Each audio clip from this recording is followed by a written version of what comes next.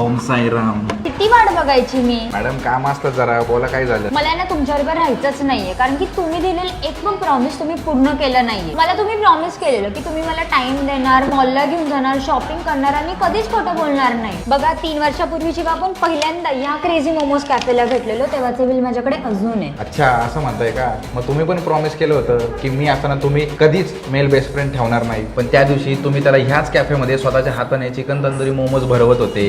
तुम्हाला माहिती ना हे कॅफे मला किती आवडतं. तुम्हाला माहित नसेल तर सांगतो, हे कॅफे ना आमच्या भाऊंचंच आहे, त्यामुळे खबरी तर येणारच ना एकदम 4K HD मध्ये. आणि मॅडम तुम्ही अजून एक प्रॉमिस केलं होतं की मी कधी खोटं बोलणार नाही, नाईट आउटला जाणार नाही, दारू पिणार नाही. मग अंकिताच्या घरी नाईट आउटला जाऊन काय मठ्ठा पित होते काय? मठ्ठा वाटलो मी.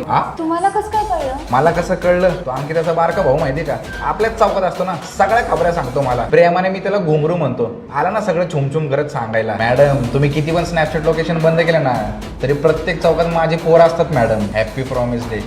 चला येऊ का. ते काय आहे की आमच्या आईसाहेबांना पण मी एक प्रॉमिस केले की तुमची सून तुमचं प्रॉमिस राखणारी असेल. इथं तुम्ही माझं प्रॉमिस राखत नाही, त्यांचं कधी राखणार. येऊ का. ओम साईराम.